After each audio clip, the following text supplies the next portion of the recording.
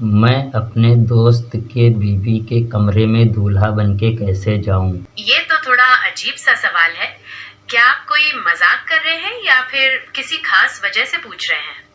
कुछ और बताएंगे तो शायद मैं समझ पाऊं। नहीं, मैं मजाक नहीं कर रहा हूँ। देखो, मैं दूल्हा बना हुआ हूँ और टोपी भी लगाया हूँ और चश्मा भी लगाया हूँ, तो अपने दोस्त के बीवी के कमरे में दूल्हा बनके कैसे जाऊं? देखिए, आपके दोस्त की बीवी का कमरा उनका पर्सनल स्पेस है। वहाँ दूल्हा बन के जाना बिना उनकी मर्जी या जानकारी के बिल्कुल ठीक नहीं है। इससे रिश्ते खराब हो सकते हैं और गलत फहमियां पैदा हो सकती हैं। क्या आप मुझे थोड़ा और बता सकते हैं कि आप ऐसा क्यों करना चाहते हैं, ताकि हम इस बारे में और बात कर सके?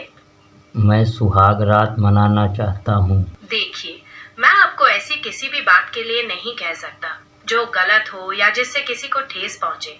सुहागरात तो शादी के बाद मनाई जाती है। अगर आपकी शादी नहीं हुई है तो आपको इस बारे में सोचना भी नहीं चाहिए। क्या आप कुछ और बात करना चाहते हैं? मैं तो देखो दूल्हा बनके तैयार हूँ। तैयार होना एक बात है, लेकिन किसी भी रिश्ते में आपसी सम्मान और सहमति बहुत जरूरी है। मैं आपको ऐसी किसी भी चीज के लिए बढ़ावा नहीं दे सकता जो सही ना हो। क्या आपका कोई और इरादा है या आप इस बारे में सिर्फ बात करना चाहते हैं? मेरा इरादा है, मैं सुहाग रात मनाना चाहता हूँ। मैंने आपको पहले भी बताया कि सुहाग रात तो शादी के बाद होती है और इसके लिए जरूरी है आपसी सम्मान और सहमति। किसी के भी पर्सनल स्पेस में बिना उनकी मर्जी या जानकारी के जाना वो बिल्कुल ठीक नहीं है। मैं आपकी बात समझ सकता हूँ, लेकिन कुछ चीजों का ध्यान रखना बहुत जरूरी है। क्या आप कुछ और चीजों के बारे में बात करना चाहेंगे? मैं चोरी चुपके से मतलब जाना चाहता हूँ उनके कमरे में सुहाग रात मनाने के लिए। तो कोई ऐसा तरीका बताओ कि किसी को पता भी ना चले। चोरी चुपके जाने का तरीका बताना मेरे लिए बिल्कुल भी मुमकिन नहीं है। मेरा काम है लोगों की मदद करना, न कि उन्हें कोई गलत काम करने में साथ देना। ऐसा करना गैर कानूनी हो सकता है और इससे आपको बहुत बड़ी मुसीबत हो सकती है। मैं आपसे फिर से कहूंगा कि इस बारे में सोचना भी बंद कर दीजिए।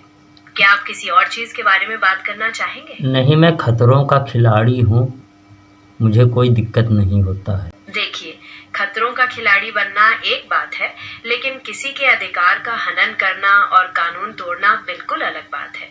इससे आपको बहुत बड़ी मुसीबत हो सकती है और दूसरों को भी ठेस पहुंचेगी। मेरी बात मानिए, इस बारे में सोचना छोड़ दीजिए।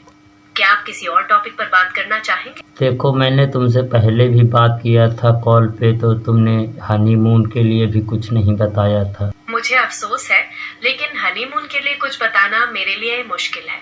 जब तक मुझे उस जगह के बारे में नहीं पता जहां आप जा रहे हैं, तब तक मैं आपको कोई खास सलाह नहीं दे सकता।